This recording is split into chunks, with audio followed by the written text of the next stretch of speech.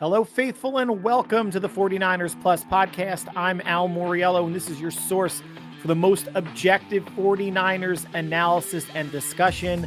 No hot takes, just intelligent dialogue, level-headed dialogue about what's going on with the 49ers. And of course, today we are going to be talking the schedule release. I'll give my game-by-game predictions for the 2025 season. We're going to start off by looking at We're just briefly touching upon 2024, what happened, the woe is me media in terms of free agent losses and how important or impactful they will actually be for San Francisco. From there, as I mentioned, we'll go through the schedule. We're going to be talking roster moves on the D line, at tight end, on the O line, cornerback, and linebacker, and just kind of put a bow on where the 90-man roster stands as of mid-May, and a lot can change obviously between now and when they get to training camp. Actually, OTAs are going to be ramping up in the next couple weeks as well. So let's get right into it. So the schedule release dropped yesterday. I don't understand. I mean, I guess I do, why there are so many leaks prior to a schedule release, right? I mean, at first they announced, international games or the kickoff game, which is on Thursday night, Philadelphia and Dallas. And then throughout the day, you hear leaks about certain days or certain games for all teams that are either confirmed or unconfirmed. Why can't the NFL just keep it tight-lipped? I mean, I'm sure they've known what the schedule is for at least a week or two, right? At least. They want to make it a big reveal, with the ESPN program. I don't know if it was on NFL Network last night. I didn't watch either because once the schedule drops at 8 p.m. Eastern time, I don't care what anybody else has to say about it. I'm just going to do, I don't want to say research, but look at the schedule. Look at the schedule as like quadrants, even though there's 17 games now. So it's not like, first four, second four, third four, last four, etc. But it is, I guess it makes it nice throughout the day for hearing, oh, there's a Sunday night game, a Thursday night game, a Monday night game, but a drop all at once. I mean, this just goes into, I think, the whole ADHD mentality of society now, that people can't wait, want immediate gratification. But at least the leaks were true. Whatever I saw leak-wise 2 to 3 hours before the schedule dropped was 100% correct. So kudos to the leakers. I just wish the leaks wouldn't happen. But before we talk about the schedule, let's just briefly touch about 2024, right? Bad season. We all know it. 6-11. The team was beset by injuries, beset by a bad defensive coordinator. Special teams was among, the 5 worst in the NFL. Finished up 6-11. And the way I look at this is, I think you have Nick Sorensen being a rookie defensive coordinator. I think he was responsible for, let's say, 2 losses. Special teams, responsible for a loss. If you want to pick it, the loss at the Rams, even though that was a 50-plus yard field goal that Jake Moody missed that could have sealed the game, but special teams as a whole, not good. And injuries across the board, I'll say, accounted for another 2 losses. So to me, if this team did not have Nick Sorensen, there's a lot of ifs coming right now, right? But if they did not have Nick Sorensen, if their special teams is a little bit better and they didn't have so many injuries, teams are going to get nicked up, right? Teams are going to get nicked up, but missing CMC for, 14, 15 games, missing Ayuk for more than half the season, Debo missing time, Jennings missing a game or 2, Brock missing 2 games. One was technically the last game of the season. Trent Williams missing time, Yetur Gross-Matos missing time, Hargrave going out. I mean, there was across the board, right across the board. I've said in previous podcasts that even with the injuries, this team was too talented to be a 6-win team. They should have been at least an 8-win team, maybe 9-8, if you're just looking at the injuries situation. But then you have Nick Sorensen, then you have Jake Moody, then you have the punting situation, then you have the kickoff return, punt return situation. It all accumulated and snowballed into a very bad season, but landed the 49ers a top 10 pick, which they addressed with Mikael Williams at defensive end, and then went defensive tackle with the next pick. The first 5 picks defense was what the team needed to do. And the losses, 2 close losses to the Rams, close loss to the Cardinals, close loss to Seattle. That's why Sorensen's responsible to me for at least 2 of those losses. 6-11, 8-9. Do you feel much better about the season? No, it's coming off of an overtime Super Bowl loss. The team was in push their chips to the center of the table-ish, run it back mode. And that didn't work. But also that didn't happen in 2020, the COVID season. They wanted to run it back, got injured, same chapter, different book. What happens to the 49ers coming off of a Super Bowl berth? But Shanahan still kept the offense afloat. 4th in total yards, 4th in passing when you're thinking about, missing Ayuk for half the season, McCaffrey for 8/10 of the season, 12th in rushing. That can be attributed somewhat by, McCaffrey. And 14th middle of the road in points scored, 22.9. Defensively, the yards were not bad. They just couldn't keep teams from scoring when they needed to. 8th in total yards, 5th in pass defense, 18th in run defense, and that got worse as the season went on, allowing 125 yards a game on average. And the last 6 weeks of the season was much worse than that. 29th in points allowed. They allowed 25.6 points a game. When on average you are allowing more points than you're scoring, that's a problem. And this 49er team, when healthier, should be in the should be averaging at least a field goal more a game. If they're at 20, if they're scoring 23, bitten by the injury bug, if they're healthier, they should be averaging about 26, 27, 28 a game, upwards of 30, which was their big year in 2023. But you're allowing 26 a game, which is nearly 4 touchdowns, right? That should be in the low 20s. If they can be averaging 26 and allowing 2021, that's a pretty good season really for any team. There's a lot of elements in the equation as to why the season went so bad. We know it. And there are reasons for hope and optimism because they shouldn't be starting out as injured of a team week 1. Now, things can happen in training camp. Things can happen in OTAs. Things can happen in joint practices.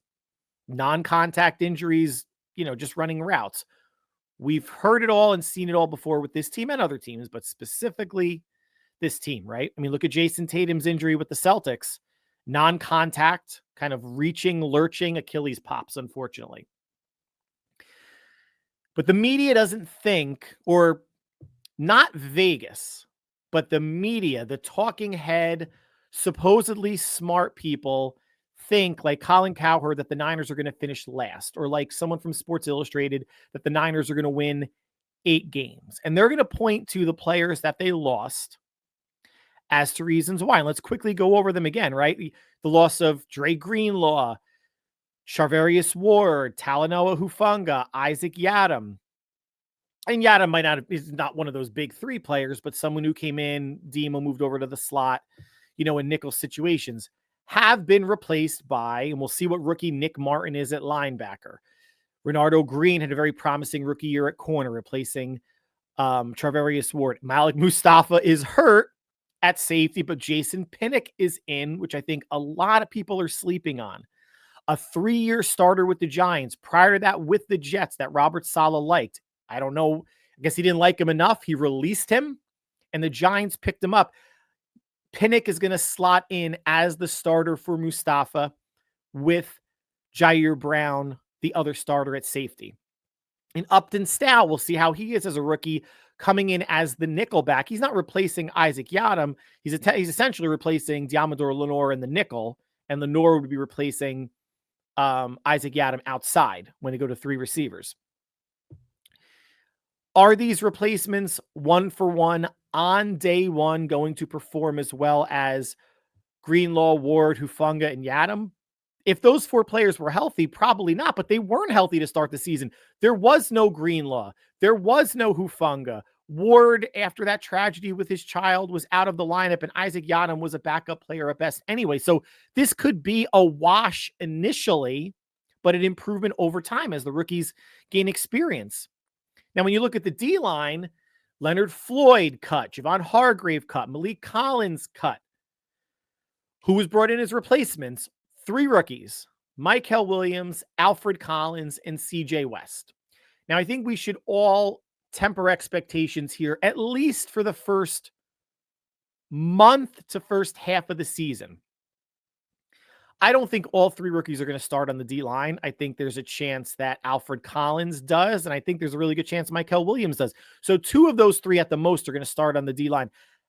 Over time, could all three start on the D-line mid-season, 3/4 of the way, or if there's an injury? Sure.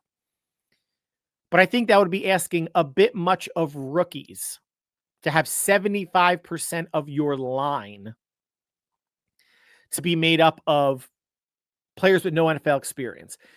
As much as people may not like a Kalia Davis or a Jordan Elliott or a Kevin Givens or an Evan Anderson, although of the four, probably Evan Anderson gets the most love since his path was undrafted rookie free agent, practice squad, to being elevated to the active roster.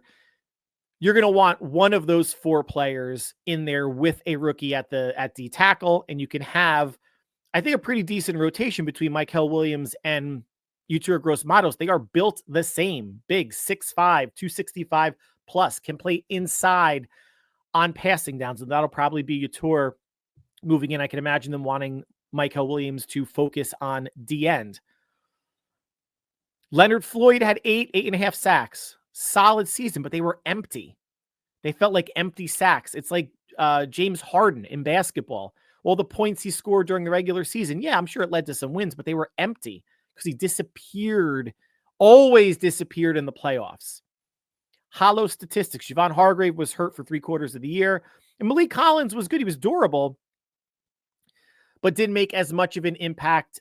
And they went with the younger player in Jordan Elliott on the line. So you have your three replacements theoretically there.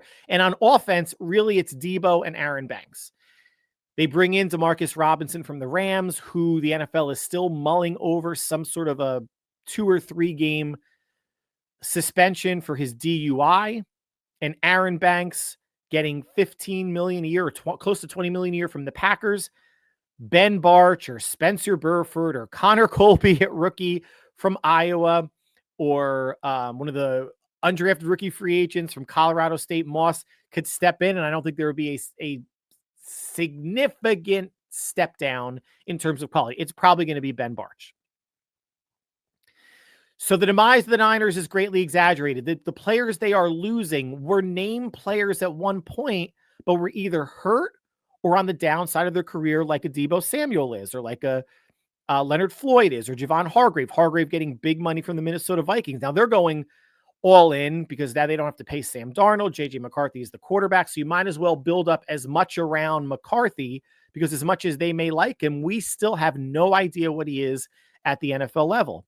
So while the Niners lost 9+ name players, 8 to 9 starters of your 22, basically, I mean, more than a third of the 49ers starters are going to be replaced this season. That's going to include Ayuk starting out more than likely inactive or on the PUP list. That is a decent amount of turnover, but at least offensively, you can trust that Kyle Shanahan, with whoever's going to be on the field, and it's not like they don't have talent, guys. You're bringing back Purdy. You're bringing back a healthy McCaffrey. You're bringing back George Kittle, Juwan Jennings healthy, Ricky Pearsall healthy. Hopefully DeMarcus Robinson doesn't get suspended.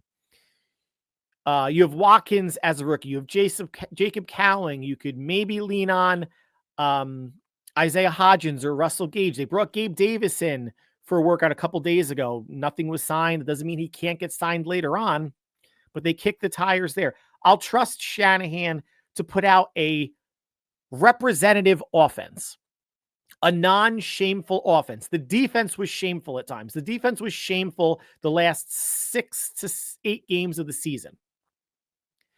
But I don't think that's going to be the case now with Robert Saleh back, the energy he's going to bring, the command of the cover 3. Yes, they're still going to be playing a wide 9.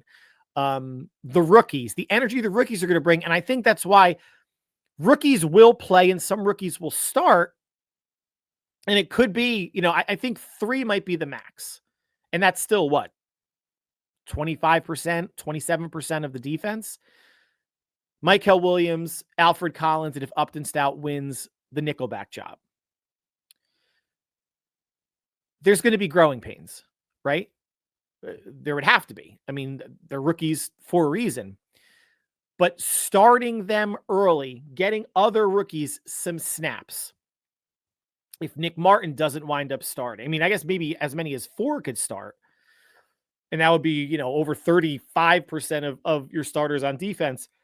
But I think they may, and may the best player win, go a little bit slow with it, because you are bringing back a defensive coach, a coordinator who is familiar with the system and knows what Kyle wants to do. And the best way to do what Kyle wants to do is with players, experienced players that know how to perform at their position in a certain scheme. And just because they are in the NFL are farther ahead than rookies. It's not to say that rookies are not going to get significant playing time. They are. More so on defense than offense, for sure. But I think Saleh is going to lean on experienced players, veterans, a little bit more early. And his starting 11 on defense will not be all veterans. I'm not saying that. You're probably going to have 2 or 3 starters in there who are rookies. But I think he will be able to disguise initially or minimize any weaknesses that the rookies are going to bring. And this is probably going to be the first month of the season, an instance where for 6 weeks, maybe he blitzes a little bit more than he has in the past, that they're going to have to maybe generate or manufacture pressure. Michael Williams, defensive end, probably more of a better run defender than pass rusher at this point. Alfred Collins, CJ West, more run stoppers than pass rushers up the middle, right? Nick Martin, I know he had a pretty decent season 2 seasons ago blitzing, but how often is Saleh really going to send linebackers? Upton Stout has some blitzability off the edge, but I think Saleh has to get much more creative, obviously than what Nick Sorensen was, and a little bit more creative than what he or D'Amico Ryans were in previous seasons with the 49ers. So again, Niners missing players. A lot of the media talking heads are glomming onto that, but Vegas is almost always, or Vegas has a pretty good batting average. And Vegas thinks that the Niners over-under is 10.5, which feels right to me. So Vegas feels one way, and Colin Cowherd and any other talking personality believes that the Niners are going to be a bottom 3, bottom 4 team in the NFC West. Then why do they have top 3 odds at major sports books to win the NFC? It's all conversation at this point, right? But I think what everybody gets in the habit of, they're looking at the players they're losing. They're not looking at the players they're keeping. They're not looking at the players that came in free agency, whether it was a rather understated free agent class. They're not looking at the players that came in the draft and the potential impact they could make, right? And I'm not a glass half full type of person. I'm not really an optimistic person, but I can understand when you're bringing in younger, fresh, hungry bodies to replace older, broken down, somewhat ineffective players. I don't want to say Deebo's an ineffective player, but am I worried about his 670 yards receiving that he had this season? No. I think Demarcus Robinson, if he was a starter or number 3 all season with this team, would surpass that. I think Jennings can surpass that. Ayuk, if he's healthy and even only plays 10, 11 games, will surpass that. Pearsall will surpass that. So the Deebo thing, the handoffs, the misdirection, the shotgun in the backfield, I think that's all run its course. I don't think Kyle should go away from it. I don't think just because Deebo's there, you don't sprinkle in those plays, because it adds another element for defenses to game plan for, something else to surprise the defense with. And I'm banging the drum so much that when Deebo was hurt or couldn't play, why did those plays go away? Give him to Cowing. Give him to Pearsall. Give him to Gorendo or Patrick Taylor. Put 2 running backs in, someone that can fill that hole or that void. It should not go away this year. We're a ways off, and we'll see what Shanahan has in the bag. Now let's get to the schedule. I know we're 20 minutes in. Made you guys wait. I apologize. So San Francisco, I think, had the most miles traveled last year. This year, they're fifth, a little over 28,000 miles. The good news, though, is the Rams and the Seahawks will be traveling more. So they're in the top three. San Francisco is fifth. What is actually really good in terms of, it's not in terms of a rest situation, but an even level playing field situation, is the Niners are not facing a team all season coming off of a bye. Let's get into the games. And as you know, and I'm sure you know the schedule, and you may have it committed to memory by heart, but let's just go through each one, and I'm going to give you a win or a loss. They open up week 1 at Seattle. The new look Seahawks with Sam Darnold, Cooper Kupp, Marquez Valdez-Scantling, the two new receivers, Jackson Smith-Njigba, obviously going to be a starter there. Got some help in the draft on defense. Strong safety was Nick Uignuri from, was it South Carolina, saying, if I have a decision between making an interception and laying a player out, if it's the Niners, I'm going to lay a player out. All well and good. Seattle was a very bland 10-7 last year, just kind of like who gives a shit team. They didn't make the playoffs. The first month of the season, and the football is going to be sloppy, right? There's only 3 preseason games. Most starters do not play. Defense is usually ahead of the offense. When it comes to starting the season, defense is more read and react. Offense is more timing. But I think that's where San Francisco may get tripped up here. If defense is more read and react, and there are 2 or 3 rookies in the starting lineup and everyone's getting acclimated to each other, they have the ability this first week or this first month to get exposed. Now, the Seattle game is going to be a 4:25 game Eastern Standard Time, 1 o'clock on the West Coast. It's not a night game in Seattle. I'm more reticent or hesitant about picking wins at Seattle than most people are. And Sam Darnold may revert to Sam Darnold the pumpkin right out of the gate in week 1, right? Because he doesn't have the Vikings offense. He doesn't have the coaching and the play calling that he had in Minnesota that he's going to have in Seattle. The offensive line still isn't that great. We'll see what Kenneth Walker and Zach Charbonnet can bring from a running the ball standpoint.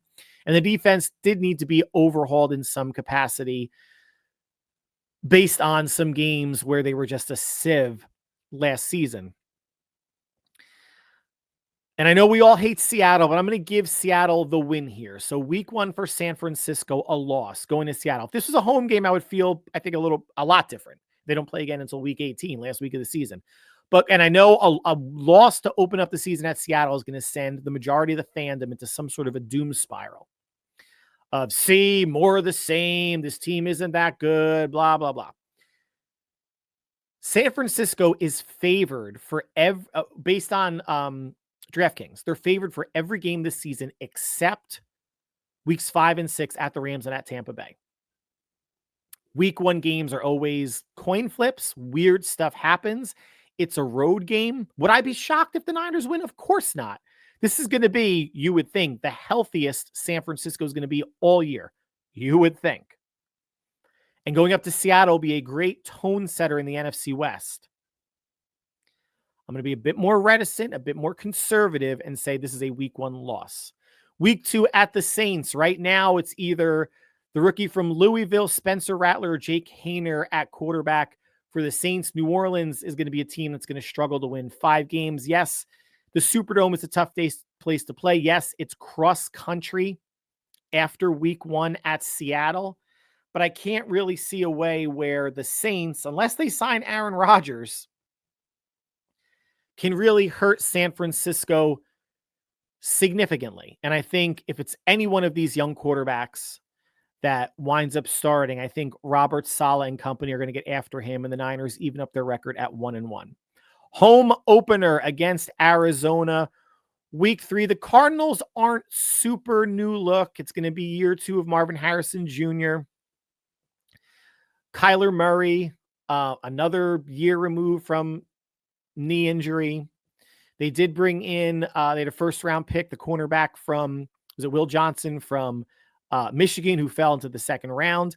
Arizona has some pieces, just not enough. Now, this is the typical Niners historically have problems with mobile/running quarterbacks. And I can imagine Kyler Murray giving San Francisco issues, even if he's not running for, 50, 60, 70 yards, scrambling, buying time, making the secondary and linebackers cover. This is not a pass rushing D-line in the interior. So will a Collins, a West, Jordan Elliott, Givens, Anderson, are they going to tire? I'm sure there's going to be a rotation that Saleh and Chris Kosoric are going to employ, but are they going to tire chasing down Kyler Murray? And this is probably maybe one of the first games where Saleh is going to have to rely a little bit more so on a blitz than he needs to, but I think it's the home opener. They are a better team than Arizona. They'll win to bring their record to 2-1. Back-to-back home games in week 4 against Jacksonville. Trevor Lawrence, Travis Etienne, and company come into San Francisco. Liam Cohen, Duval, in that really awkward voice, coming cross-country to San Francisco. I think Jacksonville should be a better team this year than they were last year. But, losing Evan Ingram to the Broncos, one less weapon on offense. Brian Thomas, the rookie receiver, had a really good, quiet season. If he was on basically anybody other than, Jacksonville, Arizona, New Orleans, Carolina, Tennessee, they would have made a much bigger deal about what he did. So I think, Jacksonville has some weapons. Should be maybe a little bit more potent under Liam Cohen, unless we're going to think what he did down in Tampa Bay for a year or two was an absolute fluke. But I think San Francisco gets the win to bring their record to 3-1. Week 5 at the Rams, Thursday Night Football. People want to call this Levi South. That's totally fine. I know Puka Nacua was totally surprised first game how much red there was in the stands. If the Niners start out 3-1 or 4-0, you can see a San Francisco takeover in Los Angeles. I mean, there might be a takeover even if they're 2-2. Niner fans travel well south to Los Angeles.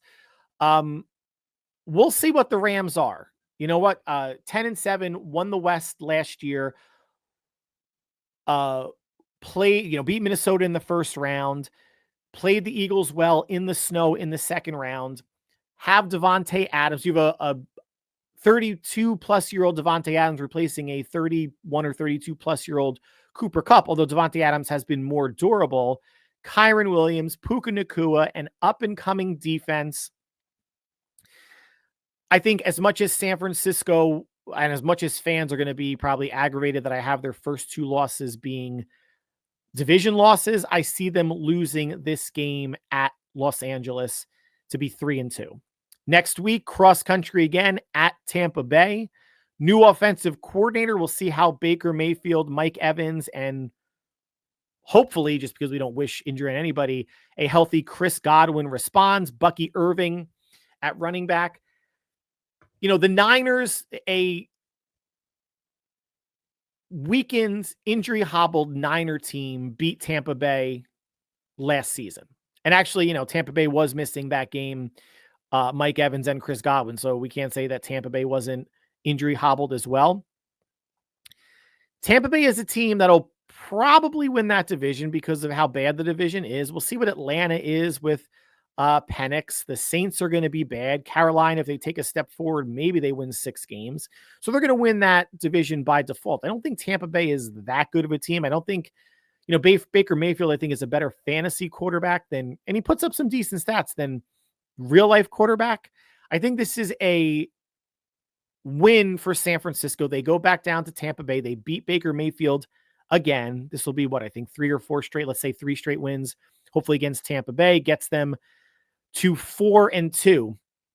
They go home. They stay in the NFC South against Atlanta, Penix, London, that 2-headed running game that the Falcons have. Defensively, the Falcons tried to do some things. They do need some work. I think San Francisco can move the ball at will against Atlanta. This is going to be almost halfway into Michael Penix Jr.'s second season. So I think you're going to see him take another step and help elevate this offense. But I think on Sunday night, I don't care that it's Sunday Night Football, just the fact that it's an NBC Sunday night game, they're going to be too much for Atlanta, and they're going to get the win. San Francisco now 6-2. They travel halfway across the country, week 8 at Houston to play D'Amico Ryans, CJ Stroud, and company. The Texans, are a team similar to San Francisco, except the Texans made the playoffs last year. You have a quarterback coming off of a down season. You have a team who didn't really obviously take that next step and fulfill any sort of expectations that media members or fans placed on Houston. They're the best team in that division by default. Probably Jacksonville, I don't want to say a close second, but second. Tennessee not going to be any good. I don't think Indianapolis is going to be any good. But this is a defense that can get after the quarterback between Danielle Hunter and Will Anderson. You have Darryl Stingley on the back end. They can play defense. I think the Niners can get to and rattle Stroud somewhat. But I think this is going to be a close game that San Francisco loses to bring their record to 6-3 at the quasi midway point after 5-3 after 8 games. Week 9, they stay on the road at the Giants, game I am looking forward to going to unless it's horrendous weather out. The Giants, whether it's Russell Wilson or Jackson Dart or Jameis Winston, they're probably going to field the top 7-ish, defense, but I don't think it's anything that the 49ers are going to have a major problem with as long as they can keep Brock Purdy upright between Kayvon Thibodeau and the pass rusher from Penn State that they drafted, Abdul Carter. I think the Niners get this win rather handily. They come back home week 10 for the Rams. I think they split with the Rams, right? I mean, the Rams with McVay, with, Chris Shula orchestrating that very young and pretty darn good defense. I think they wind up splitting with the Rams and they get a win in Santa Clara. So now we are up to 7-3. They go to Arizona week 11. I'm going to have this as a loss. Not that Arizona is the better team. They are not.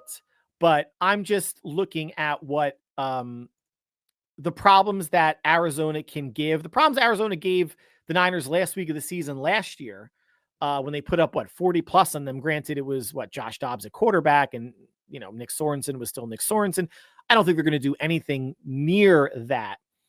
But I'm seeing San Francisco this year, and I guess I'm being very conservative with the West, that the Niners are splitting, the NFC West. I have them going 3-3, which basically gives the last week of the season away. But at Arizona, I'm counting as a loss. They come home on Monday Night Football against Carolina, a win. Panthers, no matter how much Bryce Young grows or whatever they do with, any of their draft picks, I just don't see Carolina having enough offense or defense to stay with or slow down San Francisco. That's a win. At Cleveland. Now, here's an interesting game because now we're getting into end of November, December. At Cleveland, a Jim Schwartz defense that has given Kyle Shanahan problems, just as Brian Flores defenses in Minnesota have given Shanahan problems. But the Cleveland quarterback situation is either going to be Joe Flacco, Dylan Gabriel, Shedeur Sanders, Kenny Pickett probably gets released at some point, and Deshaun Watson is probably never going to see a snap and just be on IR so they can release him at the end of the season. An away game, a cold weather game. I don't think it's going to come down to a Jake Moody miss like it did a couple seasons ago, but I'm going to say Cleveland's going to figure it out enough at quarterback and give enough problems on defense that they're going to get the win against San Francisco in the dog pound. So now we're at week 14. That's the bye. So we have through 13 weeks, 1, 2, 3, 4, 5, 6, 7, San Francisco being 8-5. Going into the home stretch of the season. And this is a home stretch that you want. At home for Tennessee. It's not going to be Will Levis. It'll be Cam Ward, obviously, at quarterback. Tennessee has some weapons on offense. I just don't think they're a very good team. They might be better than last year, but that's not saying that they're a good team. The Niners will get the win. Next week, they go to Indianapolis on Monday Night Football. If it doesn't get flexed out, if the Colts are as bad a team as, or, they may be a 6-7 win team. But I think whether it's Anthony Richardson or Daniel Jones, Jonathan Taylor, Michael Pittman and company, Sam Womack, cornerback, has found a home there, has been playing some good starting cornerback. The Niners never should have let him go and kept an injured Ambry Thomas as well. Stupid. But I think the Niners go down there, whether it's Monday Night Football or flex back to Sunday, and get a win. And then they come home for their last two against Chicago. And I have this as a loss. I don't see the Niners could very well go 9-0 at home. I just don't see it being all that likely. So I want to give them a loss somewhere, whether it was, I didn't want to have, give them 2 losses against the Rams or 2 losses against the Seahawks. I thought Chicago as a team, if Caleb Williams is healthy and what Ben Johnson has done with that offense, bringing in 3 or 4 new starters on the O-line, let's say 3, you lose, they lose a Keenan Allen, but they bring in Luther Burden from Missouri in the draft. You still have DJ Moore. You still have Rome Odunze. You have Swift at running back, and I'm not sure if they brought someone else in the draft as well. And you have Dennis Allen running the defense. They looked lost last year in Santa Clara. Watching that game, it just was absolutely terrible looking. They are going to be a better team. This is a Sunday Night Football game. Again, another game that might get flexed. Hell, the Carolina game week 12 might get flexed because Carolina is just going to be such a bad team. But I'm going to give this to Chicago. In week 18, I don't know if this is going to be a must-win team for either must-win game for either team, but they host Seattle to conclude the season, and I have this as a win. I think they'll, like I said, I think they'll split with Seattle, they'll split with the Rams, they'll split with the Cardinals. My conservative estimation, can I see them going 4-2, maybe 5-1 in the West? Sure. More so 4-2 than 5-1. But right now, splitting feels right. So this gives us a total of 11-6. Here's kind of things to look out for. After week 9 at the Giants, 5 of their last 8 games are at home. 3 of their last 4 games are at home, including that Bears game that I have currently a loss. I mentioned earlier that the Niners over-under is 10.5, and you could say, oh, well, that's just Vegas putting a line out to get even action either side. Well, if you're doing that, then you feel pretty sure that some folks are going to think, well, maybe they'll win 8, 9, 10 games. And some people are going to think, oh, maybe they'll win 11, 12, 13 games.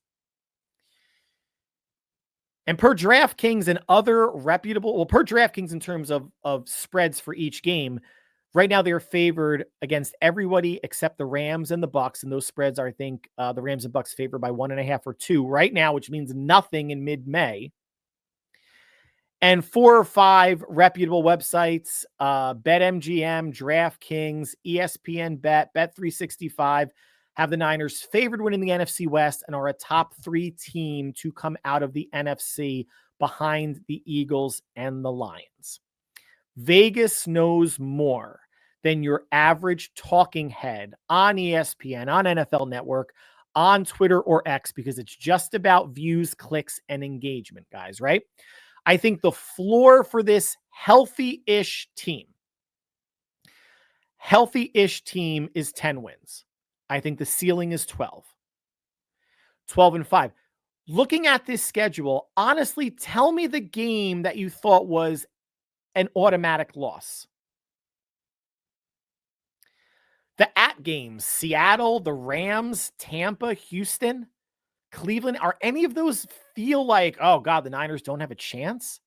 Last year, the Chiefs at home felt like a loss. Going to Buffalo, going to Green Bay felt like crap. Those good chance of losses. Going to Minnesota after what happened in 2022 in Minnesota felt like at the very least a tough game, if not a loss. This schedule right now, based on a healthy-ish, I keep saying it, a healthy-ish Niner team, there's no game where you look at it and go, man, San Francisco doesn't have a chance. And for people that think they're going to be last in the NFC West or only win 7 or 8 games, how are you thinking that? And again, just because I have a 49er podcast does not mean I'm an optimistic person. I'm not. I can look at this schedule objectively, logically, or even if I were to bash my head with a brick, once I regain consciousness, I would still look at the schedule and go, there's no game here that's an automatic loss. But there are games that feel like automatic wins. Going to New Orleans, either Arizona or Jacksonville, hosting, going to the Giants, hosting Carolina, hosting Tennessee, at the Colts. Those are what, 6 or 7 games right off the bat you feel really good about. So you could probably maybe break up 8 or 9 games. Let's say 9 games that you feel really good about winning, and the other 8 being toss-ups. And if you want to be super aggressive, half of those toss-ups are wins and half of those toss-ups are losses. You're at 13-4. So let's go 8 games you feel really good about as wins.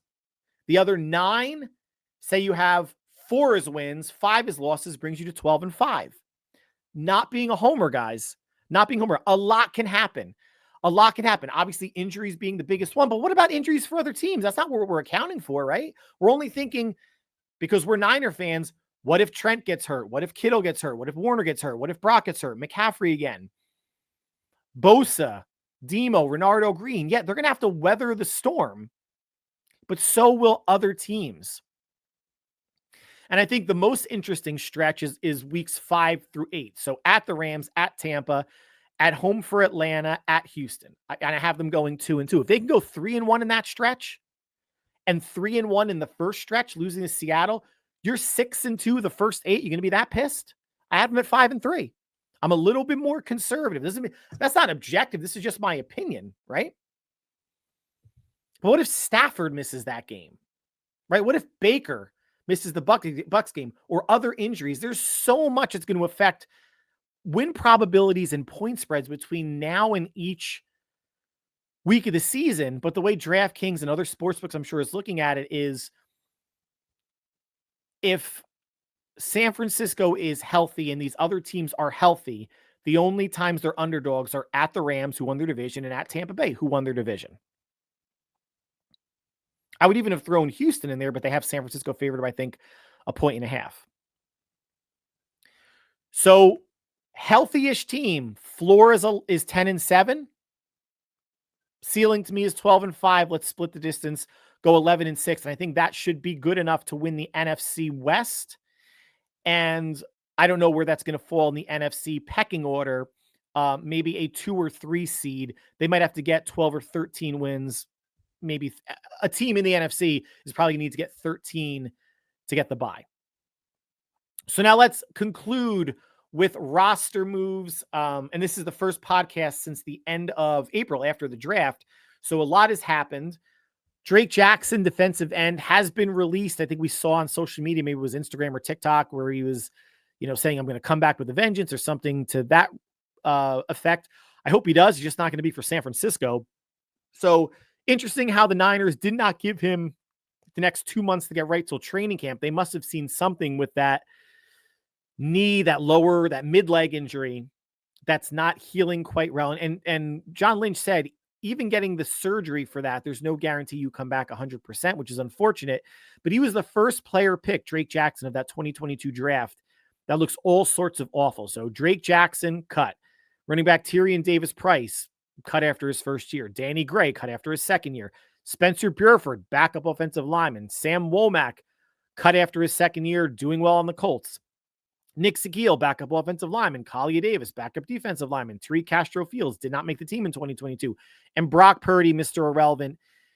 If you want to say Brock is saving your draft class, getting a franchise quarterback, I guess, saves your draft class. But, man, 1 player out of 9 is a starter. The other 3 are backups. And the remaining 5 are not even with the team anymore. And Burford, Seguil, and Davis are free agents after the season. They may not even come back. I mean, if Spencer Burford winds up being the backup tackle to backup swing tackle, and there's a possibility of that. We're going to get to the O-line in a little bit. Behind Colton McKivitz and Trent Williams, Jalen Moore got $15 million a year from the Chiefs. What is Spencer Burford going to get? What's Colton McKivitz going to get? He's not coming back. There's no way the Niners are going to pay McKivitz even $12 million plus with the way they allocate funds to the offensive line. So the 2022 draft class, borderline abysmal, obviously, except for Brock, and they got 3 depth pieces, but that's not what you want. But they came back strong in 2024 and 2025. We have no idea what they're going to be, but we are all optimistic on what they can be. Tight end Ross Dwelly brought back to compete for tight end 3. So the Niners, one of their biggest signings in outside free agency, probably the biggest signing, was bringing in tight end Luke Farrell from the Jacksonville Jaguars to be tight end 2 on a 3-year deal. The biggest internal signing to date was Diamador Lenore, obviously getting his extension. Brock will get his soon. Curiously, the Niners did not address the position in the draft. I thought drafting a tight end 3 when you have Kittle, who got extended, congrats to him, by the way, I'm late on that as well, but you have Kittle and you have another veteran, slightly younger, I think Farrell's 27, 28 years old, as your tight end 2, you can afford your tight end 3 to be a younger, developmental-ish type player, assuming he can block. And Kyle's never going to draft someone that's a receiver more than a blocker. But they bring in Ross Dwelly, and I guess I should just eat my own words, because he is more of a receiver than a blocker. He will block, and he is familiar with the system. So we're going back to kind of veteran comfort behind George Kittle in Luke Farrell and Ross Dwelly. Dwelly will be battling with Jake Tonjes, Braden Willis, and Mason Pline as tight end 3. I don't think that's going to be a huge battle for Dwelly, and 2 of those tight ends, Tonjes, Willis, or Pline, will end up on the practice squad. Offensive line depth, I don't think anything to get super excited about, but a lot of us, including me, curious that the Niners did not address tackle in the draft, knowing that Colton McKivitz is a free agent after this year and he will be too expensive for San Francisco, and knowing that there is no guarantee that Trent Williams comes back after this season. He is under contract for 2025 and 2026, but a succession plan at tackle was not in the cards, at least in the draft. They did draft Connor Colby in the 7th round to potentially battle at left guard, but they did sign offensive tackle DJ Humphries, formerly of the Cardinals and the Chiefs, was part of the Chiefs Super Bowl winning team 2 years ago. Played the last couple of weeks of this season. I think he wound up having an ACL surgery that he's going to be another year removed from. Andre Dillard, formerly a 2019 first-round pick of the Eagles, played last year with the Packers. And Nicholas Petit-Frere, a 2022 third-round pick, a tackle from the Titans. Now, nobody here is going to get you excited. No one here is going to say, oh, the offensive line is solved because we signed Humphries, Dillard, and Petit-Frere. But it's offensive tackle depth, guys. The only pure offensive tackle on the roster behind McKivitz and Williams is Austin Pleasance. Spencer Burford, I mentioned, can play some tackle as well, and he'll stick on the team his last year based on that versatility. But based on what the Niners have done last year on the offensive line, they have a backup tackle at each position. There's no true swing tackle. They have a backup left tackle and a backup right tackle. So now you have your 2 starting tackles and 4 backup tackles, Pleasance, Humphries, Dillard, and Petit-Frere, to battle it out to see who will be behind Williams and McKivitz, respectively. It's rare that a team has a swing tackle number 3 that you feel really good about. I mean, how good did we really feel about Jalen Moore? Right? If Colton McKivitz was a free agent this past offseason and they could have signed Jalen Moore, would you have wanted to sign Jalen Moore for $10 million a year if McKivitz was the one that got $15 million from the Chiefs? I don't think so. Did we see enough that he's worth, $10+ million a year? No, which is why I think they should have drafted a tackle. But I guess the philosophy, well, I don't know what the philosophy was, because they could have drafted a tackle to be either the left or right tackle or swing tackle groomed player, and then have one of these Humphries, Dillard, Petit-Frere, and Austin Pleasance battle out to be the tackle on the other side. So at least you have youth somewhere and then a more experienced player somewhere else. Now, listen, if they can resurrect Andre Dillard, 2019, he's going into his, 6th season. Nicholas Petit-Frere going into his, his 4th season? Still young players. Are we expecting a ton from them? No. But maybe the way we look at this is we feel a little bit better about having a veteran back up both tackles than a rookie in either area. Doesn't make me feel good about what the long-term plan is. Now, maybe Dillard or Humphries or somebody emerges somewhat, and they get a modest deal from San Francisco for, 2026 and 2027, just making that up. And then they draft, in 2026 behind those players. Okay. But the succession plan in terms of a much younger rookie player is not there yet for San Francisco. Let's talk cornerback. Brought in Dallas Flowers, 6'1", 196, a 2022 undrafted rookie free agent with the Colts, had 5 starts. They also brought in from a rookie tryout, Derek Canteen, 5'10", 193, played with Virginia Tech in 2023 and Cincinnati in 2024. Has more of an inside, more of a nickelback, slot back, and Dallas Flowers maybe a little bit more outside. And they also, last but not least, brought in undrafted rookie free agent linebacker Stone Blanton, 6'1", 227, not the most athletic, not the quickest, not the fastest, but he has a nose for the football. And he's going to join a linebacker room with Fred Warner, rookie Nick Martin, and free agent brought in Luke Gifford are really the only 3 locks to make the roster when you think about it. You want to say D. Winters is a lock, okay, but he really can't stay healthy. But behind your 3 locks, you have Winters, you have Tatum Bethune, you have Curtis Robinson, Jalen Graham, Deshaun White, and now Stone Blanton. I think the Niners should keep 5 linebackers due to potential numbers needs at other positions. I mean, I'll be going over the 53-man roster later on this offseason, but they have kept 6 previously. So there is a path for Stone Blanton to knock off someone like a Curtis Robinson or a Jalen Graham or maybe even a Tatum Bethune. Who knows? And of course, the big unknown is injury. Does someone get injured in training camp, in the preseason, that opens up a spot for someone like a Stone Blanton? And who was released? Safety Quindell Johnson, cornerback Trey Tomlinson, slot corner they signed from the Rams, and offensive lineman Jalen McKenzie. So one quick thing about who was released. So safety Quindell Johnson, not coming in to say, he was going to be a lock to be a starter or make this, well, not a starter, but to make this team.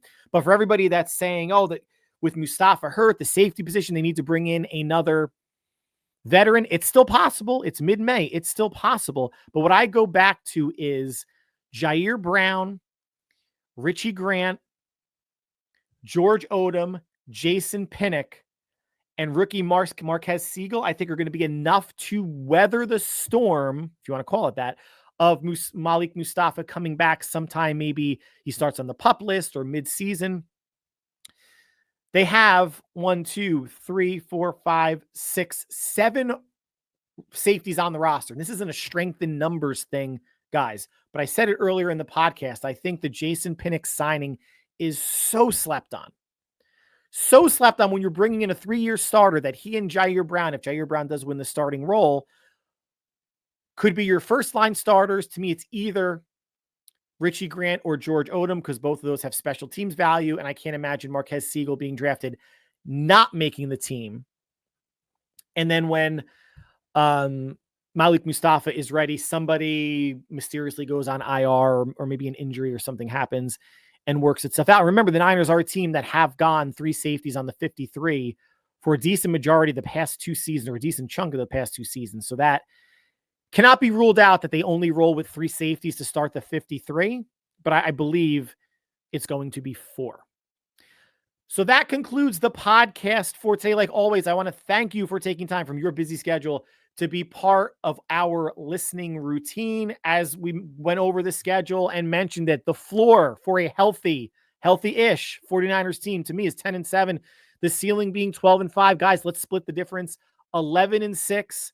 Vegas has them favored to win the West for a reason. Vegas has their over-under at 10.5 for a reason. Vegas has them with the 3rd best odds to come out of the NFC and represent the NFC in the Super Bowl for a reason. I'm focusing on more who is still here and who was brought in than who was let go. And I think if a lot of folks, I'm not saying this, again, this is not a cup half full thing. It's not an optimistic rainbows coming out of my ass type of thing.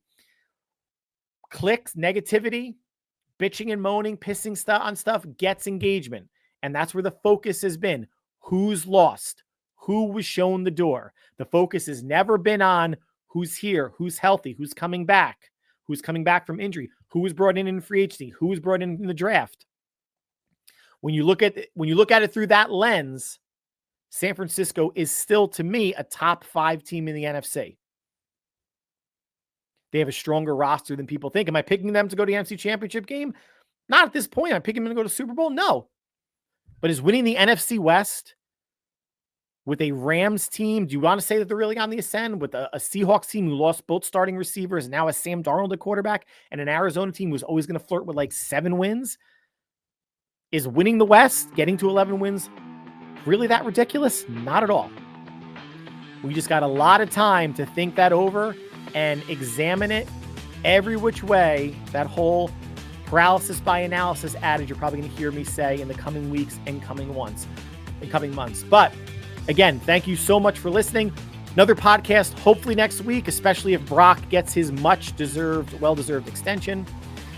But we will talk soon between whatever you're doing between now and then. And I'm sure you're watching NHL, NBA playoffs, Major League Baseball, Major League Soccer, whatever is going on, and or any other TV that you are watched or finished watching. Last of Us Season 2. Stay happy, healthy, and safe, guys. We will talk soon. Take care.